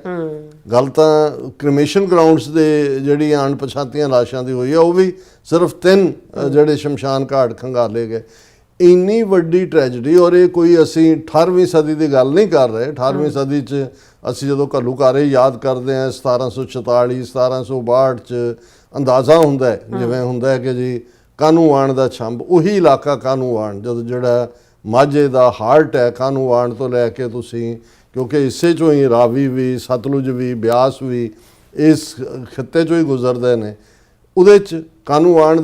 ਦੇ ਛੰਭ ਦੇ ਵਿੱਚ ਦੂਸਰੇ ਘੱਲੂਘਾਰੇ, ਛੋਟਾ ਘੱਲੂਘਾਰ ਹੈ, ਹਾਲਾਂ ਉਹ ਪਹਿਲਾਂ ਵਾਪਰਦਾ ਹੈ 1746 ਦੇ ਵਿੱਚ ਮੁਗਲਿਆ ਹਕੂਮਤ, ਜ਼ਕਰੀਆ ਖਾਨ, ਲਖਪਤ ਰਾਏ, ਜਿਸ ਲਖਪਤ ਰਾਏ ਨੇ ਇਹ ਜਿਹੜਾ ਉਹ ਪ੍ਰਣ ਕੀਤਾ ਸੀ ਕਿ ਖਾਲਸਾ ਪੰਥ ਚਲਾਉਣ ਵਾਲੇ ਗੁਰੂ ਗੋਬਿੰਦ ਸਿੰਘ ਵੀ ਇੱਕ ਖੱਤਰੀ ਸਨ, ਉਹਨਾਂ ਨੇ ਚਲਾਇਆ ਤੇ ਮੈਂ ਇੱਕ ਖੱਤਰੀ ਜਿਹੜਾ ਮੈਂ ਇਸ ਦਾ ਅੰਤ ਕਰਾਂਗਾ, ਜਿਹਨੇ ਗੁੜ ਕਹਿਣ ਦੇ ਵੀ ਪਾਬੰਦੀ ਲਾ ਦਿੱਤੀ ਸੀ ਕਿ ਗੁੜ ਕਿਆ ਗੁਰ ਯਾਦ ਆਉਂਦਾ ਹੈ ਔਰ ਇਸ ਲਈ ਇਹਨੂੰ ਰੋੜੀ ਕਿਹਾ ਜਾਏ। ਔਰ ਵੱਡੀ ਗਿਣਤੀ 'ਚ ਘਰਾਂ 'ਚੋਂ ਗੁਟਕੇ ਔਰ ਦੂਸਰੇ ਧਾਰਮਿਕ ਲਿਟਰੇਚਰ ਖੂਹਾਂ 'ਚ ਜਿਹੜਾ ਸੁਟਵਾਇਆ ਸੀ। ਉਸ ਦੌਰ ਦਾ ਸਾਨੂੰ ਕੋਈ ਅੰਦਾਜ਼ਾ ਨਹੀਂ। ਅੰਦਾਜ਼ਾ ਹੁੰਦਾ ਹੈ ਕਿ 10 ਤੋਂ 15,000 ਮਾਰੇ ਗਏ। ਔਰ ਜ਼ਾਹਰ ਹੈ ਵੀ ਉਹ ਸਾਰਾ ਉਸ ਏਰੀਆ ਦੇ ਵਿੱਚ ਵੱਡੇ ਘੱਲੂਘਾਰੇ ਬਾਰੇ, ਕਿਉਂਕਿ ਉਹ ਕੁੱਪ ਤੇ ਰਹੀੜਾ ਜਿਹੜੇ ਮਲੇਰਕੋਟਲੇ ਦੇ ਨੇੜੇ ਨੇ, ਔਰ ਉਸ ਬਾਰੇ ਅੰਦਾਜ਼ਾ ਹੈ ਕਿ ਵੀ ਇਹ ਸੂਰਜ ਚੜ੍ਹਨ ਤੋਂ ਸੂਰਜ ਡੁੱਬਣ ਤੱਕ 40 ਤੋਂ 50,000 ਸਿੰਘਣੀਆਂ, ਜਿਹਨਾਂ ਜ਼ਿਆਦਾ ਬਜ਼ੁਰਗ ਬੱਚੇ ਸੀ, ਉਹ ਮਾਰੇ ਗਏ, ਜਿਹੜੇ ਉਸ ਵੇਲੇ ਦੀ ਅੱਧੀ ਸਿੱਖ ਕੌਮ ਸੀ ਜਿਹੜੀ ਐਕਟਿਵ ਬਾਗੀ ਦੇ ਤੌਰ ਦੇ ਉੱਤੇ ਜਿਹੜੇ ਹਕੂਮਤ ਦੇ ਖਿਲਾਫ ਲੜ ਰਹੇ ਸੀ। ਅੱਛਾ, ਉਹਨਾਂ ਦੀਆਂ ਯਾਦਾਂ ਹੁਣ ਬੜੀਆਂ ਨੇ। ਜਿਹੜਾ ਉਹਨਾਂ ਕੁ ਅੰਦਾਜ਼ਾ ਸੀ ਲੋਕ ਜਿਹੜੇ ਬਾਅਦ ਦੇ ਵਿੱਚ, ਕਿਉਂਕਿ ਸਦੀ ਲੰਘ ਗਈ, ਜਦੋਂ ਖੇਤੀ ਵੀ ਕਰਨੀ ਉਹਨਾਂ ਨੇ ਉਸ ਖਿੱਤੇ 'ਚ,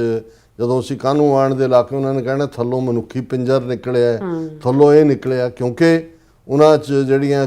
ਉਹ ਡੈਡ ਬਾਡੀਜ਼ ਹੋਈਆਂ, ਉਹਨਾਂ ਨੂੰ ਕੀ ਬਣਿਆ, ਉਹਨਾਂ ਦਾ ਕੀ ਨਹੀਂ ਹੈ। ਉਹਨਾਂ ਜ਼ਮਾਨੇ ਤੁਸੀਂ ਜੰਗ ਦੇ ਖੇਤਰ 'ਚ, ਪਰ ਇੱਕ ਡੈਮੋਕ੍ਰੇਸੀ ਨਾਂ ਦੇ ਥੱਲੇ ਜਿਹੜਾ ਇੱਕ ਮੁਲਕ ਆਪਣੇ ਆਪ ਨੂੰ ਸਭ ਤੋਂ ਵੱਡੀ ਜਮਹੂਰੀਅਤ ਕਹਿੰਦਾ ਹੈ, ਔਰ ਉਹ ਕੌਮ ਜਿਸ ਨੇ ਇਹਨਾਂ ਨੂੰ ਤਖਤ ਦੇ ਉੱਤੇ ਬਿਠਾਇਆ, ਜਿਸ ਕੌਮ ਨੇ ਭਾਰੀ ਕੁਰਬਾਨੀਆਂ ਕਰਕੇ ਔਰ ਆਪਣੀ ਕਿਸਮਤ ਵੀ ਇਹਨਾਂ ਦੇ ਨਾਲ ਜੋੜੀ, ਇਹਨਾਂ ਪ੍ਰੋਮਿਸਿਸ ਦੇ ਥੱਲੇ ਕਿ ਭਾਈ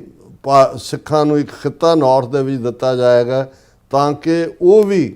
ਗਲੋ ਆਫ ਫਰੀडम ਨੂੰ ਐਕਸਪੀਰੀਅੰਸ ਕਰ ਸਕਣ। ਔਰ ਤੁਸੀਂ ਉਹਨਾਂ ਦੇ ਖਿਲਾਫ ਜੰਗ ਔਰ ਉਹਨਾਂ ਦੀ ਜਵਾਨੀ ਔਰ ਉਹਨਾਂ ਦੀ ਨਸਲਕੁਸ਼ੀ ਇਸ ਹੱਦ ਤੱਕ, ਔਰ ਫਿਰ ਉਹਨਾਂ ਦਾ ਉਹ ਬ੍ਰਿਗੇਡੀਅਰ ਜਿਹੜਾ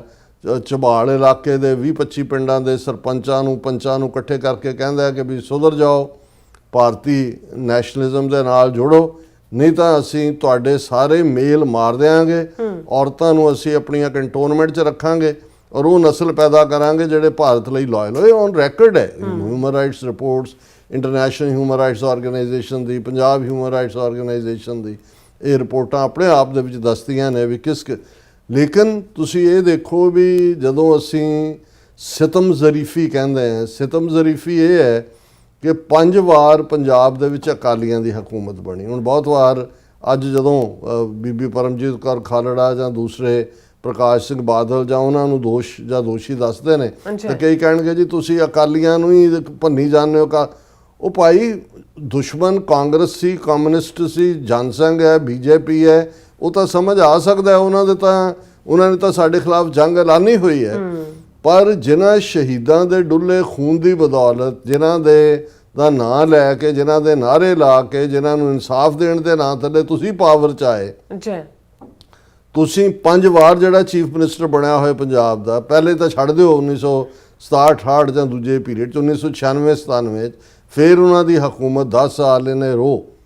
ਨਾ ਤੁਸੀਂ ਕੋਈ ਅਕਾਊਂਟੇਬਿਲਿਟੀ ਹੋਏ, ਲੇਖਾ ਜੋਖਾ ਦਾ ਕੀ ਕਰਨਾ ਸੀ, ਕਿਸੇ ਦੀ ਨੂੰ ਯਾਦ ਤਾਂ ਕੀ ਕਰਨਾ ਸੀ। ਜਿਨ੍ਹਾਂ ਨੇ ਸਿੱਖ ਮਾਰੇ, ਜਿਨ੍ਹਾਂ ਨੇ ਅਣਪਛਾਤੀਆਂ ਲਾਸ਼ਾਂ ਬਣਾਇਆ, ਇਜ਼ਹਾਰ ਆਲਮ ਔਰ ਉਹ ਸਾਰੀ ਕਲਾਸ KP ਗਿੱਲ ਤੋਂ ਲੈ ਕੇ ਸੁਰਿੰਦਰ ਅਰੋੜਾ ਔਰ ਸੁਮੇਧ ਸੈਣੀ, ਔਰ ਉਹਨਾਂ ਨੂੰ ਤੁਸੀਂ ਜਿਹੜਾ ਉਹ ਉੱਚੇ ਅਹੁਦੇ ਦਿੱਤੇ। ਇਜ਼ਹਾਰ ਆਲਮ ਨੂੰ ਅਕਾਲੀ ਦਲ ਦਾ ਸੀਨੀਅਰ ਆਗੂ ਬਣਾਇਆ, ਟਿਕਟ ਤੱਕ ਦਿੱਤੀ, ਔਰ ਸੁਮੇਧ ਸੈਣੀ ਜਵਾਈ ਬਣਾ ਕੇ ਨਾਲ ਨੂੰ ਘੁਮਾਉਂਦਾ ਰਿਹਾ। ਔਰ ਈਵਨ ਜਿਹੜੇ ਇਸ ਪੀਰੀਅਡ ਦੇ ਵਿੱਚ ਜਿਨ੍ਹਾਂ ਨੇ ਜਿਹੜੇ ਮਨੁੱਖੀ ਹੱਕਾਂ ਵਾਲਿਆਂ ਨੇ ਕੇਸ ਕੀਤੇ ਪੁਲਿਸੀਆਂ ਤੇ, ਜਿਨ੍ਹਾਂ ਨੇ ਇਸ ਕਿਸਮ ਦੇ ਜ਼ੁਲਮ ਕੀਤੇ ਸੀ, ਉਹਨਾਂ ਨੂੰ ਸਰਕਾਰੀ ਵਕੀਲ ਪ੍ਰੋਵਾਈਡ ਕੀਤੇ, ਉਹਨਾਂ ਦੇ ਲਈ ਜਿਹੜਾ ਉਹ ਪੂਰੀ ਹਰ ਸਹੂਲਤ ਦਿੱਤੀ ਗਈ। ਸੋ ਹੁਣ ਜਦੋਂ ਅਸੀਂ ਇਹ ਦੇਖਦੇ ਹਾਂ ਕਿ ਭਾਈ ਉਹਨਾਂ ਨੇ ਤਾਂ ਸਮਝਿਆ, ਦੁਸ਼ਮਣ ਨੇ ਵੀ ਸਮਝਿਆ, ਅਕਾਲੀਆਂ ਨੇ ਵੀ ਸਮਝਿਆ ਕਿ ਜੀ ਅਸੀਂ, ਔਰ ਵਾਪਸ ਤੁਸੀਂ ਉਸ BJP ਦੇ ਨਾਲ ਔਰ ਦੂਸਰਾ ਜਿਹੜਾ ਉਹ ਜੱਫੀਆਂ ਪਾ ਕੇ, ਔਰ ਅੱਜ ਵੀ ਡੀਕ ਰਹੇ ਨੇ ਵੀ ਕਦੋਂ ਅਮਿਤ ਸ਼ਾਹ ਦੀ ਕਾਲ ਆਏ ਔਰ ਇਹ ਅਗਲੀਆਂ ਚੋਣਾਂ ਉਹਨਾਂ ਨਾਲ ਰਲ ਕੇ ਲੜਨ। ਪਰ ਇਸ ਸਾਰੇ ਦੇ ਬਾਵਜੂਦ ਜਦੋਂ ਤੁਸੀਂ ਇਹ ਕਹਿ, ਬਿਲਕੁਲ ਠੀਕ ਹੈ ਕਿ ਜਿਹੜਾ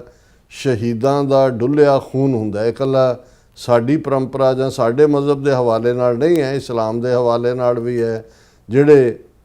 ਰਵਾਇਤੀ ਕਬੀਲੇ ਨੇ ਉਹਨਾਂ ਦੇ 'ਚ ਵੀ ਹੈ ਕਿ ਬਈ ਉਹ ਜਿੱਥੇ ਡੁੱਲਦਾ। ਔਰ ਇਹੀ ਕਾਰਨ ਸੀ ਕਿ ਮੁਗਲਾਂ ਦਾ ਜਿਹੜਾ ਖਾਨਦਾਨੀ ਕਾਨੂੰਨ, ਸ਼ਰ੍ਹਾ ਤੋਂ ਵੱਖਰਾ ਯਾਸਾ ਜਿਹਨੂੰ ਕਹਿੰਦੇ ਸੀ, ਗੁਰੂ ਅਰਜਨ ਸਾਹਿਬ ਨੂੰ ਜਿਸ ਯਾਸਾ ਕਾਨੂੰਨ ਦੇ ਥੱਲੇ ਸ਼ਹੀਦ ਕੀਤਾ ਗਿਆ, ਉਹਦਾ ਇਹ ਸੀ ਕਿ ਵੀ ਇਹ ਟਾਰਚਰ ਦੇ ਉਹ ਤਰੀਕੇ ਜਿਹਦੇ ਨਾਲ ਸਰੀਰ 'ਚੋਂ ਖੂਨ ਨਾ ਨਿਕਲੇ। ਉਹ ਇਹ ਸਮਝਦੇ ਸੀ ਵੀ ਜਿਹੜੇ ਰੂਹਾਨੀ ਲੋਕ ਹੁੰਦੇ ਨੇ ਜਾਂ ਜਿਹੜੇ ਨੇ, ਜੇ ਉਹਨਾਂ ਦਾ ਖੂਨ ਡੁੱਲੇਗਾ ਤਾਂ ਉਸ ਖੂਨ 'ਚੋਂ ਹੋਰ ਸ਼ਹੀਦ ਪੈਦਾ ਹੋਣਗੇ। ਸੋ ਗੁਰੂ ਅਰਜਨ ਸਾਹਿਬ ਦੀ ਸ਼ਹਾਦਤ ਸ਼ਰ੍ਹਾ ਦੇ ਥੱਲੇ ਨਹੀਂ, ਯਾਸਾ ਦੇ ਥੱਲੇ ਹੋਈ। ਔਰ ਜੇ ਤੁਸੀਂ ਇਹ ਦੇਖੋ ਵੀ ਯਾਸਾ ਵਾਲਿਆਂ ਨੇ ਇਸ ਗੱਲ ਨੂੰ ਵੀ ਯਕੀਨੀ ਬਣਾਇਆ ਕਿ ਭਾਈ ਇਕੱਲਾ ਇਹੀ ਨਹੀਂ ਵੀ ਤੱਤੀ ਤਵੀ ਦੇਗ 'ਚ ਉਬਾਲਣਾ, ਰੇਤਾ ਪਾਉਣਾ, ਈਵਨ ਉਹਨਾਂ ਦੇ ਪਵਿੱਤਰ ਸਰੀਰ ਨੂੰ ਟਾਰਚਰ ਕਰਨ ਤੋਂ ਬਾਅਦ, ਜੇ ਅੱਜ ਅਸੀਂ ਅਣਪਛਾਤੀਆਂ ਲਾਸ਼ਾਂ ਦੀ ਗੱਲ ਕਰ ਰਹੇ ਤੇ ਫਿਰ ਕਿਆ ਗੁਰੂ ਅਰਜਨ ਦਰਿਆਏ ਨਹੀਂ ਬੋੜਿਓ? ਗੁਰੂ ਅਰਜਨ ਸਾਹਿਬ ਦੇ ਪਵਿੱਤਰ ਜਿਹੜਾ ਸਰੀਰ ਨੂੰ ਦਰਿਆ ਦੇ ਵਿੱਚ ਸੁੱਟ ਦਿੱਤਾ ਗਿਆ ਸੀ,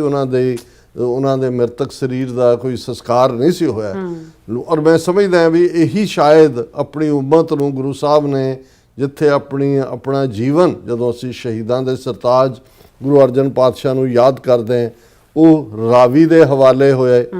ਔਰ ਉਸ ਚੋਂ ਜਿਹੜਾ ਸਬਕ, ਜੇ ਅੱਜ ਸਤਲੁਜ ਔਰ ਬਿਆਸ ਦੇ ਉਸ ਸੰਗਮ ਹਰੀਕੇ ਦੇ ਮੁਕਾਮ ਦੇ ਉੱਤੇ ਪੱਤਣ ਲਫ਼ਜ਼ ਜਿਹੜੇ ਖਾਸ ਤੌਰ ਤੇ ਸਾਡੀ ਯੰਗ ਜਨਰੇਸ਼ਨ ਹੈ, ਮੈਂ ਦੱਸਦੇ ਹਾਂ ਕਿ ਦਰਿਆ ਤਾਂ ਲੰਬੇ ਤੌਰ ਤੇ ਆਪਣੇ ਕੰਢੇ ਹੁੰਦੇ ਨੇ ਜਿਹਨੂੰ ਅਸੀਂ ਜਨਰਲੀ ਪੱਤਣ ਕਹਿੰਦੇ ਹਾਂ, ਪਰ ਪੱਤਣ ਖਾਸ ਤੌਰ ਤੇ ਕਿਹਾ ਜਾਂਦਾ ਹੈ ਕਿ ਉਹ ਦਰਿਆ ਜਿੱਥੋਂ ਕਿ ਦਰਿਆ ਨੂੰ ਕ੍ਰਾਸ ਕੀਤਾ ਜਾ ਸਕਦਾ ਸੀ, ਉਹ ਬੇੜੀਆਂ ਰਾਹੀਂ ਹੋਏ, ਉਹ ਕੋਈ ਹੋਰ ਮੁਕਾਮ ਹੋਏ, ਉਹਨੂੰ ਪੱਤਣ ਦੇ ਤੌਰ ਤੇ, ਇਸ ਲਈ ਜਿਹਨਾਂ ਜ਼ਮਾਨਿਆਂ ਦੇ ਵਿੱਚ ਇਹ ਬੜਾ ਪੋਪੂਲਰ ਪਾਕਿਸਤਾਨੀ ਪੰਜਾਬ ਨਹੀਂ, ਇਹ ਮਿਊਜ਼ਿਕ ਸ਼ਾਇਦ ਉੱਥੋਂ ਆਇਆ, ਲੰਘ ਆ ਜਾ ਪੱਤਨ ਚਨਾ ਦਾ। ਔਰ ਇਹ ਪੱਤਣ ਕਿਉਂਕਿ ਇਹ ਕੋ ਖਾਸ ਦੁਨੀਆ ਦੀ ਵੱਡੀ ਵਾਈਲਡ ਲਾਈਫ ਸੈਂਚੁਰੀ ਵੀ ਹੈ। ਔਰ ਇਸ ਮੁਕਾਮ ਦੇ ਉੱਤੇ ਸਤਲੁਜ ਦੇ ਨਾਲ, ਹਾਲਾਂ ਦਰਿਆਵਾਂ ਦੇ ਨਾਲ ਜਿਹੜਾ ਸਿੱਖੀ ਦਾ ਸਬੰਧ ਹੈ, ਵੈਸੇ ਵੀ ਇੱਕ ਰੂਹਾਨੀਅਤ ਦਾ ਸਬੰਧ ਹੈ, ਇੱਕ ਸ਼ਹਾਦਤ ਦਾ ਸਬੰਧ ਹੈ। ਰੂਹਾਨੀਅਤ ਦੇ ਵੇਲੇ ਅਸੀਂ ਪੜ੍ਹਦੇ ਹਾਂ ਕਿ ਭਾਈ ਕਿ ਜਦੋਂ ਸਿੱਖ ਸਵੇਰੇ ਉੱਠਦਾ, ਸੁਰਤਿਆਂ ਉਪਜੈ ਚਾਓ ਤਿਨਾਂ ਦਰਿਆਵਾਂ ਸਿਓ ਦੋਸਤੀ ਮਨ ਮੁਖ ਸੱਚਾ ਨਾਓ, ਕਿ ਭਾਈ ਇਹ ਜਿਹੜੇ ਰੱਬ ਦੇ ਬੰਦੇ ਨੇ, ਉਹਨਾਂ ਨੂੰ ਚਾਅ ਨਾਲ ਅੰਮ੍ਰਿਤ ਵੇਲੇ ਉੱਠਦੇ ਨੇ ਤੇ ਉਹਨਾਂ ਦੀ ਦਰਿਆਵਾਂ ਦੇ ਨਾਲ ਦੋਸਤੀ ਹੈ। ਲੇਕਿਨ ਇੱਧਰ ਜਦੋਂ ਅਸੀਂ ਦੁਸ਼ਮਣ ਦੀ ਗੱਲ ਕਰਦੇ ਹਾਂ, ਉਹ ਆਪਣੇ ਵੱਲੋਂ ਐਵੀਡੈਂਸ ਮਿਟਾ ਰਹੇ ਹੁੰਦੇ ਨੇ। ਅਣਪਛਾਤੀਆਂ ਲਾਸ਼ਾਂ ਕਹਿ ਕੇ ਵੀ ਉਹਨਾਂ ਨੇ ਐਵੀਡੈਂਸ ਮਿਟਾਉਣਾ ਚਾਹਿਆ, ਮਿਟਿਆ ਨਹੀਂ। ਉਹਨਾਂ 'ਚ ਬੇਸ਼ੱਕ ਸਰਦਾਰ ਖਾਲੜਾ ਇੱਕ ਅਣਪਛਾਤੀ ਲਾਸ਼ ਖੁਦ ਬਣੇ, ਪਰ ਉਹਨਾਂ ਨੂੰ ਪਛਾਣ ਮਿਲੀ। ਇਵੇਂ ਹੀ ਅਸੀਂ ਇਹ ਸਮਝਦੇ ਹਾਂ ਕਿ ਹਰੀਕੇ ਪੱਤਣ ਜਿਸ ਮੁਕਾਮ ਤੇ ਕਦੇ ਇਹੀ ਦਰਿਆ ਸਤਲੁਜ ਔਰ ਇਸ ਸਭਰਾ, ਜਦੋਂ ਅਸੀਂ ਮਾਝੇ ਔਰ ਮਾਲਵੇ ਦੀ ਹੱਦ ਦੇਖਦੇ ਹਾਂ ਤਾਂ ਇਹੀ ਸਤਲੁਜ ਡਿਵਾਈਡਿੰਗ ਫੈਕਟਰ ਹੈ। ਔਰ ਕਦੇ 1846 ਦੇ ਵਿੱਚ ਸਭਰਾਵਾਂ ਦੀ ਜੰਗ, ਜਿਹੜੀ ਕਿ ਸਰ ਸ਼ਾਮ ਸਿੰਘ ਅਟਾਰੀਵਾੜਾ ਦੀ ਕਮਾਨ ਹੇਠ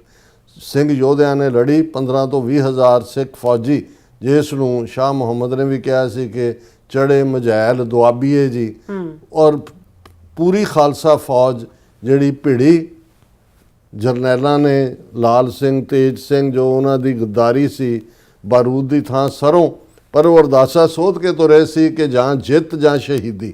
ਸੋ ਇਹੀ ਮੁਕਾਮ ਦੇ ਉੱਤੇ ਸਤਲੁਜ, ਭਾਵੇਂ ਸਤਲੁਜ ਦੇ ਪਾਰ ਹੈ ਉਹ ਦੂਸਰੇ ਬੰਨੇ ਮਾਲਵੇ 'ਚ, ਉੱਥੇ ਬਾਅਦ ਦੇ ਵਿੱਚ 70s ਦੇ ਵਿੱਚ ਯਾਦਗਾਰ ਵੀ ਬਣਾਈ ਗਈ ਉਸ ਸਭਰਾਵਾਂ ਦੇ ਸ਼ਹੀਦਾਂ ਦੀ। ਪਰ ਇਹ ਫਿਗਰ ਇਹੀ ਦਰਿਆ ਹੈ ਜਿਹਦੇ 'ਚ ਫਿਰ ਉਹ ਯੋਧੇ ਜਿਹੜੇ ਨੇ ਉਹ ਕਈ ਛਾੜਾ ਮਾਰ ਕੇ ਸ਼ਹੀਦ ਹੋਏ। ਬੇੜੀਆਂ ਦਾ ਪੁਲ ਬਣਾਇਆ ਹੋਇਆ ਸੀ ਸਤਲੁਜ ਕ੍ਰਾਸ ਕਰਨ ਲਈ, ਉਹ ਤੋੜ ਦਿੱਤਾ ਸੀ ਉਹਨਾਂ ਨੇ। ਔਰ ਉਹ ਕਿਉਂਕਿ ਅਰਦਾਸ ਫਤਿਹ ਜਾਂ ਸ਼ਹੀਦੀ ਦੀ ਕਰਕੇ ਗਏ ਸੀ, ਉਹ ਵੀ ਇਸ ਮੁਕਾਮ ਦੇ ਨੇੜੇ ਤੇੜੇ ਹੀ ਸਾਨੂੰ ਯਾਦ ਦਹਾਨੀ ਕਰਵਾਉਂਦਾ ਹੈ ਕਿ ਭਾਈ ਇਹ ਜਦੋਂ ਕੌਮਾਂ ਦੀ ਹੋਂਦ, ਕੌਮਾਂ ਦੀ ਜ਼ਿੰਦਗੀ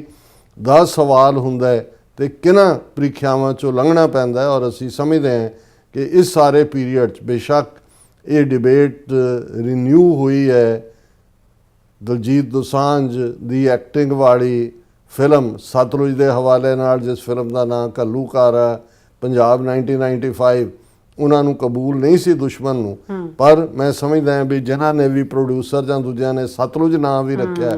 ਕਹਾਣੀ ਤਾਂ ਫਿਰ ਉਹੀ ਸਤਲੁਜ ਦੇ ਕੰਢੇ ਹਰੀਕੇ ਪੱਤਣ ਔਰ ਉਹ ਅਣਪਛਾਤੀਆਂ ਲਾਸ਼ਾਂ ਦੀ ਕਹਾਣੀ। ਔਰ ਇਸ ਗੱਲ ਦੇ ਲਈ ਗਿਆਨੀ ਕੁਲਦੀਪ ਸਿੰਘ ਗੜਗੱਜ ਵਧਾਈ ਦੇ ਪਾਤਰ ਨੇ ਕਿ ਉਹਨਾਂ ਨੇ ਬੜਾ ਰਾਈਟਲੀ, ਜਦੋਂ ਕਿ ਡਿਬੇਟ ਚੱਲ ਰਹੀ ਸੀ, ਉਹਨਾਂ ਨੇ ਕਿਹਾ ਕਿ ਭਾਈ ਉਹਨਾਂ 'ਚੋਂ ਤੋਂ ਉਹ ਨੇ ਜਿਨ੍ਹਾਂ ਦੀਆਂ ਅਜੇ ਅਰਦਾਸਾਂ ਵੀ ਨਹੀਂ ਕਈਆਂ ਦੀਆਂ ਹੋਈਆਂ, ਅਜੇ ਵੀ ਕਈ। ਅੱਜ ਇੱਕ ਬੀਬੀ ਦਾ ਮੈਂ ਇੰਟਰਵਿਊ ਸੁਣ ਰਿਹਾ ਸੀ, ਕਿਉਂਕਿ ਜਿਹੜਾ ਸਮਾਗਮ ਅਕਾਲ ਤਖਤ ਦੀ ਛਤਰ ਛਾਇਆ ਥੱਲੇ ਅੱਜ ਹਰੀਕੇ ਪੱਤਣ ਹੋਇਆ, ਉਸ ਜਿਹੜਾ ਸੁਖਮਣੀ ਸਾਹਿਬ ਦਾ ਪਾਠ, ਕੀਰਤਨ ਔਰ ਫਿਰ ਅਰਦਾਸ ਜਥੇਦਾਰ ਗੜਗੱਜ ਨੇ ਉਹਨਾਂ ਸਾਰਿਆਂ ਦੇ ਲਈ ਕੀਤੀ। ਉਹਦੇ ਸ਼ਾਮਲ ਹੋਣ ਲਈ ਇੱਕ ਬੀਬੀ ਆਈ ਹੋਈ ਸੀ ਮਾਲਵੇ ਦੇ ਕਿਸੇ ਹਿੱਸੇ 'ਚੋਂ। ਉਹਨਾਂ ਨੇ ਕਿਹਾ ਜੀ ਮੇਰੇ ਪਿਤਾ ਗ੍ਰੰਥੀ ਸੀ, ਉਹ ਆਏ ਗਏ ਸਿੰਘਾਂ ਦੀ ਸੇਵਾ ਕਰਦੇ ਸੀ, ਉਹਨਾਂ ਨੂੰ ਪਾਠ ਕਰਦਿਆਂ ਚੁੱਕ ਲਿਆ ਸੀ ਤੇ ਅਸੀਂ ਡੀਕਦੇ ਸੀ ਵੀ ਸ਼ਾਇਦ ਅਜੇ ਵੀ ਕਿਤੇ, ਕਿਉਂਕਿ ਨਾ ਉਹਨਾਂ ਦਾ ਸਾਨੂੰ ਕੋਈ ਪਤਾ ਸੀ ਕਿ ਵੀ ਜੇ 30 ਸਾਲ ਤੋਂ ਬੰਦੀ ਸਿੰਘ ਨੇ, ਕੀ ਪਤਾ ਕਿਤੇ ਹੋਰ। ਉਹਨਾਂ ਨੇ ਕਿਹਾ ਅੱਜ ਉਹ ਡਾਟਰ ਹੈ, ਕਹਿੰਦੀ ਮੈਂ 3 ਸਾਲ ਦੀ ਸੀ ਜਦੋਂ ਮੇਰੇ ਪਿਤਾ ਔਰ ਮੇਰੇ 2 ਭਰਾ ਜਿਹੜੇ ਨੇ ਅਸੀਂ ਫਲਾਣੇ ਸਿੱਖ ਆਸ਼ਰਮ ਦੇ ਵਿੱਚ ਪੜ੍ਹੇ ਹੈ ਜਾਂ ਪੜ੍ਹੇ ਹੈ। ਤਾਂ ਉਹਨੇ ਕਿਹਾ ਵੀ ਅੱਜ ਮੈਂ ਵੀ ਆਈ ਹਾਂ, ਫੋਟੋ ਸੀ ਔਰ ਪਿਤਾ ਦੇ ਉਹਨੇ ਹੱਥ ਫੜੀ ਹੋਈ ਕਿ ਮੈਂ ਉਸ ਕਿ ਹੁਣ ਅਸੀਂ ਅਰਦਾਸ ਕਰ ਰਹੇ ਹਾਂ ਕਿ ਵੀ ਨਹੀਂ ਉਹ ਜਿਉਂਦੇ ਨਹੀਂ ਨੇ। ਸੋ ਇਹ ਬੜਾ ਕੁਝ ਚੀਜ਼ਾਂ ਜਿਹੜੀਆਂ ਨੇ ਉਹ ਇੰਨੀਆਂ ਟੱਚੀ ਸੀ। ਔਰ ਮੈਂ ਆਪਣੀ TV 84 ਦੀ ਟੀਮ ਨੂੰ ਵੀ ਇੱਥੇ ਵੀ ਉੱਥੇ ਵੀ ਮੁਬਾਰਕਬਾਦ ਦਿੰਦਾ ਕਿ ਉਹਨਾਂ ਨੇ ਉਸ ਸਾਰੇ ਫੰਕਸ਼ਨ ਨੂੰ ਕਵਰ ਕੀਤਾ। ਆਲਮੋਸਟ 1.5-2 ਘੰਟੇ ਦਾ ਪ੍ਰੋਗਰਾਮ, ਜਿਹਦੇ 'ਚ ਬੜਾ ਬਰੀਫ ਸੀ ਔਰ ਉਹਦੇ 'ਚ ਜਿਹੜੇ 2 ਫੈਸਲੇ ਲਏ ਗਏ। ਜਥੇਦਾਰ ਗੜਗੱਜ ਨੇ ਜਿਹੜੀ ਕਾਲ ਦਿੱਤੀ ਕਿ ਇਸ ਥਾਂ ਦੇ ਉੱਤੇ ਇਹਨਾਂ ਸ਼ਹੀਦਾਂ ਦੀ ਯਾਦ ਦੇ ਵਿੱਚ ਯਾਦਗਾਰ ਬਣਾਈ ਜਾਏਗੀ, ਮੈਮੋਰੀਅਲ। ਹਾਲਾਂ ਵਿਦਿਆਰਥੀ ਜਥੇਬੰਦੀ ਸੱਥ ਨੇ ਇਹ ਸੁਝਾਅ ਦਿੱਤਾ ਹੈ ਕਿ ਗੁਰਦੁਆਰਾ ਸਾਹਿਬ ਸ਼ਹੀਦ ਗੰਜ ਉਹਦਾ ਨਾਂ ਰੱਖਿਆ ਜਾਏ। ਉਹਦੇ ਨਾਲ ਇੱਕ ਪੂਰੀ ਗੈਲਰੀ, ਐਗਜ਼ੀਬਿਸ਼ਨ, ਜਿਹਦੇ 'ਚ ਜਿਹੜੇ ਵੀ ਨੇ ਅਣਪਛਾਤੀਆਂ ਔਰ ਜਿਨ੍ਹਾਂ ਦੀ ਉਹ ਪਛਾਣ ਹੈ, ਉਹਨਾਂ ਨੂੰ ਉਹਨਾਂ ਦੀਆਂ ਜਿਹੜਾ ਉਹਨਾਂ ਨਾਲ ਸੰਬੰਧਿਤ ਰਿਕਾਰਡ ਰੱਖਿਆ ਜਾਏ। ਦੂਸਰੀ ਜਿਹੜੀ ਜਥੇਦਾਰ ਅਕਾਲ ਤਖਤ ਨੇ ਸ਼੍ਰੋਮਣੀ ਕਮੇਟੀ ਨੂੰ ਇਹ ਆਦੇਸ਼ ਦਿੱਤਾ ਹੈ ਕਿ ਉਹ ਪੂਰਾ ਡਾਟਾ ਕਲੈਕਟ ਕਰ 1982 ਤੋਂ 1995 ਤੱਕ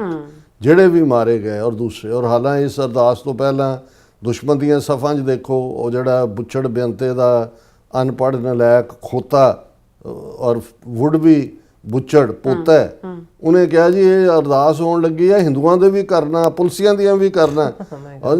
ਔਰ ਉਹਦੇ 'ਚ ਜਿਹੜਾ ਜ਼ਾਹਰ ਹੈ ਕਿ ਵੀ ਜਥੇਦਾਰ ਨੇ ਇਸ ਗੱਲ ਨੂੰ ਮੈਂਸ਼ਨ ਕੀਤਾ ਕਿ ਭਾਈ ਅਸੀਂ ਤਾਂ ਇਹ ਸਮੂਹ, ਅਸੀਂ ਤਾਂ 2 ਵੇਲੇ ਨਾਨਕ ਨਾਮ ਚੜ੍ਹਦੀ ਕਲਾ ਤੇਰੇ ਪਾਣੇ ਸਰਬੱਤ ਦਾ ਭਲਾ ਪੜ੍ਹਨ ਵਾਲੇ ਹੈ। ਇਹ ਪੰਜਾਬ ਦੀ ਔਰ ਪੰਜਾਬ ਦੀ ਚੜ੍ਹਦੀ ਕਲਾ ਡਿਫਾਈਨਸ ਦੀ ਅਰਦਾਸ ਕੀਤੀ। ਸੋ ਠੀਕ ਇਹ ਫੈਸਲਾ ਹੈ, ਪਰ ਇਹਦੇ ਨਾਲ ਅਸੀਂ ਇਹ ਵੀ ਸਮਝਦੇ ਹਾਂ ਕਿ ਇਸ ਵੇਲੇ ਗੱਲ ਕੱਲੀ ਭਾਵਕਤਾ ਉਹ ਸਟੇਜ ਕੁਰਬਾਨੀਆਂ ਦੀ, ਅੱਜ ਉਹ ਕੁਰਬਾਨੀਆਂ ਦੀ ਰੈਕਗਨੀਸ਼ਨ ਹੈ। ਗੁਰਦੁਆਰਾ ਸਾਹਿਬ ਵੀ ਬਣ ਜਾਏਗਾ, ਉਸ ਦੇ ਲਈ ਆਲਰੇਡੀ ਜਿਹੜਾ ਉਹ ਡੋਨੇਸ਼ਨ ਦੇਣ ਵਾਲੇ ਵੀ ਬੈਠੇ ਨੇ, ਹੋਰ ਵੀ ਹੋਏਗਾ। ਲੇਕਿਨ ਅਸੀਂ ਹੁਣ ਜਿਸ ਮੁਕਾਮ ਤੇ ਖੜੇ ਹਾਂ, ਜਿਹੜਾ ਮੁੱਢਲਾ ਜਿਹੜਾ ਤੱਥ ਹੈ, ਜਿਸ ਨੂੰ ਸੰਤ ਪਿੰਡਾਂ ਵਾਲਿਆਂ ਨੇ ਕਿਹਾ ਸੀ, ਖਾਲਸਾ ਜੀ ਸ਼ਹੀਦਾਂ ਦੇ ਖੂਨ ਦਾ ਹੱਕ ਲੈਣਾ, ਤੇ ਗੱਲ ਰਾਜਸੀ ਨਿਸ਼ਾਨੇ ਦੀ ਹੈ। ਇਹ ਠੀਕ ਹੈ ਵੀ ਜਿਹੜੇ ਛੋਟੇ ਛੋਟੇ ਜੈਸਚਰ ਜਦੋਂ ਕੋਈ ਕਰਦਾ ਹੈ ਤੇ ਇੰਨਾ ਵੱਡਾ ਵੈਕਿਊਮ ਹੈ, ਸਾਨੂੰ ਚੰਗਾ ਲੱਗਦਾ, ਅਸੀਂ ਤਾਰੀਫ ਵੀ ਕਰਦੇ ਹਾਂ, ਪਰ ਅਲਟੀਮੇਟਲੀ ਇਹ ਗੱਲ ਦੀ ਸਾਨੂੰ ਸਮਝ ਹੋਣੀ ਚਾਹੀਦੀ ਹੈ ਕਿ ਬਿਨਾਂ ਖਾਲਿਸਤਾਨ ਦੀ ਕਾਇਮੀ ਦੇ ਅਸੀਂ ਕਦੇ ਇਹ ਗੱਲ ਨੂੰ ਜਿਹੜਾ ਆਪਣੇ ਵਿੱਚ ਦ੍ਰਿੜ ਕਰ ਲਈਏ 100 ਹੱਥ ਰੱਸਾ ਸਿਰੇ ਤੇ ਗੰਢ, ਸਿੱਖਾਂ ਦਾ ਕੋਈ ਮਸਲਾ ਹੱਲ ਨਹੀਂ ਹੋਣਾ। ਸੋ ਇਸ ਵੇਲੇ ਭਾਵੇਂ ਇਸ ਸਮਾਗਮ ਦੇ ਵਿੱਚ ਬਾਕੀ ਤਰ੍ਹਾਂ ਦੀ ਵੀ ਸ਼ਮੂਲੀਅਤ ਹੋਈ ਔਰ ਉਹਨਾਂ ਦੇ ਬਰੀਫ ਇੰਟਰਵਿਊ ਵੀ ਜਿਹੜੇ ਸਾਡੇ ਵੀਰ ਭੈਣਾਂ ਦਿਲਚਸਪੀ ਰੱਖਦੇ ਨੇ TV 84 ਦੇ ਵੈਬਸਾਈਟ TV 84 USA ਤੇ ਜਾ ਕੇ ਉਸ ਪ੍ਰੋਗਰਾਮ ਨੂੰ ਦੇਖ ਸਕਦੇ ਨੇ। ਪਰ ਇਸ ਵੇਲੇ ਅਲਟੀਮੇਟ ਗੋਲ ਵੱਲ, ਅਲਟੀਮੇਟ ਨਿਸ਼ਾਨੇ ਖਾਲਿਸਤਾਨ ਵੱਲ ਵਧਣ ਦੀ ਲੋੜ ਹੈ, ਕਿਉਂਕਿ ਦਿੱਲੀ ਦੇ ਹਾਕਮਾਂ ਨੇ ਉਦੋਂ ਤਾਂ ਪੰਜਾਬ ਦੇ ਇਹਨਾਂ ਇਲਾਕਿਆਂ ਦੇ ਨੌਜਵਾਨਾਂ ਨੂੰ ਹੀ ਅਣਪਛਾਤੀਆਂ ਲਾਸ਼ਾਂ ਬਣਾਇਆ, ਪਰ ਉਹਨਾਂ ਦਾ ਤਾਂ ਅੱਜ ਟਰਾਂਸਨੈਸ਼ਨਲ ਰਿਪਰੈਸ਼ਨ ਦਾ ਜਿਹੜਾ ਹਥਿਆਰ ਹੈ ਉਹ 7 ਸਮੁੰਦਰ ਪਾਰ ਕਰਕੇ ਉਹ ਰਾਵੀ ਕ੍ਰਾਸ ਕਰਕੇ ਲਾਹੌਰ ਪਹੁੰਚਿਆ, ਫਿਰ UK ਪਹੁੰਚਿਆ, ਫਿਰ ਐਟਲਾਂਟਿਕ ਕ੍ਰਾਸ ਕਰਕੇ ਅਮਰੀਕਾ ਕੈਨੇਡਾ ਪਹੁੰਚਿਆ। ਔਰ ਹੁਣ ਜਦੋਂ ਅਸੀਂ ਇਸ ਗੱਲ ਨੂੰ ਕਰ ਰਹੇ ਹਾਂ, ਅੱਜ ਭਾਰਤ ਦਾ ਇਹ ਅਗਲੀ ਸਿਸਟਮ ਐਕਸਪੋਜ਼ਡ ਹੈ। ਸੋ ਸਿੱਖ ਕੌਮ ਦੇ ਕੋਲ ਇਹ ਓਪਰਚੁਨਿਟੀ ਹੈ ਕਿ ਅਸੀਂ ਇਹ ਜਿਹੜਾ ਇੱਕ ਤੋਂ ਬਾਅਦ ਇੱਕ ਜੈਨੋਸਾਈਡ ਹੋਇਆ, ਇਸ ਨੂੰ ਆਧਾਰ ਬਣਾ ਕੇ ਆਪਣੇ ਕੇਸ ਨੂੰ ਇੰਟਰਨੈਸ਼ਨਲ ਅਦਾਲਤ ਦੇ ਵਿੱਚ, ਇੰਟਰਨੈਸ਼ਨਲ ਕਮਿਊਨਿਟੀ ਦੇ ਸਾਹਮਣੇ ਸੁਚੱਜੇ ਢੰਗ ਨਾਲ ਪੇਸ਼ ਕਰੀਏ, ਤਾਂ ਕਿ ਦਰਿਆਏ ਜਮਨਾ ਤੋਂ ਵਾਘਾ ਤੱਕ independent sovereign nation Indian army jack boot ਤੋਂ ਅਸੀਂ ਲਿਬਰੇਟ ਕਰਵਾ ਸਕੀਏ। ਜੀ ਰਾਸਾ, ਤੁਹਾਡਾ ਬਹੁਤ ਬਹੁਤ ਸ਼ੁਕਰੀਆ। ਸੋ ਥਲੇ ਬ੍ਰੇਕ ਤੇ ਜਾਣ ਤੋਂ ਪਹਿਲਾਂ ਅਸੀਂ ਦਰਸ਼ਕਾਂ ਤੇ ਸਰੋਤਿਆਂ ਨੂੰ ਅਪੀਲ ਤੇ ਬੇਨਤੀ ਕਰਦੀ ਹੈ, ਵਿਊਅਰਸ ਤੁਸੀਂ ਜਾਣਦੇ ਹੋ ਕਿ TV 84 ਹੱਕ ਸੱਚ ਇਨਸਾਫ ਦੀ ਆਵਾਜ਼ ਬੁਲੰਦ ਕਰ ਰਿਹਾ ਹੈ। ਆਵਾਜ਼ ਤੁਹਾਡੇ ਪਿਆਰ ਸਦਕਾ, ਤੁਹਾਡੇ ਵਿਸ਼ਵਾਸ ਸਦਕਾ, ਤੁਹਾਡੇ ਡੋਨੇਸ਼ਨ ਸਦਕਾ ਹੀ ਹੋ ਸਕਦੀ ਹੈ। ਸੋ ਅਸੀਂ ਚਾਹਾਂਗੇ ਕਿ ਤੁਸੀਂ TV 84 ਦੀ ਚੜ੍ਹਦੀ ਕਲਾ ਲਈ ਵੱਧ ਤੋਂ ਵੱਧ ਡੋਨੇਟ ਕਰੋ। ਡੋਨੇਟ ਕਰਨ ਲਈ ਸਾਡੀ ਵੈਬਸਾਈਟ TV84.tv ਤੇ ਜਾ ਕੇ ਪੇਪਾਲ ਦੀ ਵਰਤੋਂ ਕਰਕੇ 1 ਟਾਈਮ ਡੋਨੇਟ ਕਰ ਸਕਦੇ ਹੋ, ਮੰਥਲੀ ਡੋਨੇਟ ਵੀ ਕਰ ਸਕਦੇ ਹੋ। ਤੁਸੀਂ TV 84 ਦੇ ਨਾਮ ਤੇ ਚੈੱਕ ਬਣਾ ਕੇ ਸਾਨੂੰ ਮੇਲ ਵੀ ਕਰ ਸਕਦੇ। ਸਾਡੇ ਇਸ ਪਤੇ ਤੇ 36-01 37th Avenue, ਲੌਂਗ ਆਈਲੈਂਡ ਸਿਟੀ, ਨਿਊਯਾਰਕ 11101 USA, ਜਾਂ ਫਿਰ ਤੁਸੀਂ ਸਾਨੂੰ ਫੋਨ ਰਾਹੀਂ ਵੀ ਸੰਪਰਕ ਕਰ ਸਕਦੇ ਹੋ 5166191984। ਤੁਸੀਂ ਸਾਨੂੰ ਈਮੇਲ ਵੀ ਕਰ ਸਕਦੇ ਹੋ info@tv84.tv ਤੇ। ਅਸੀਂ ਤੁਹਾਡੇ ਤਹਿ ਦਿਲ ਤੋਂ ਸ਼ੁਕਰਗੁਜ਼ਾਰ ਹੋਵਾਂਗੇ। ਸੋ ਇੱਥੇ ਲੈਣੇ ਬ੍ਰੇਕ, ਵਿਊਅਰਸ ਤੁਸੀਂ ਇਸੇ ਤਰ੍ਹਾਂ ਬਣੇ ਰਹਿਣਾ। ਮਿਲਦੇ ਹਾਂ ਆਫਟਰ ਦਿਸ ਸ਼ਾਰਟ ਬ੍ਰੇਕ।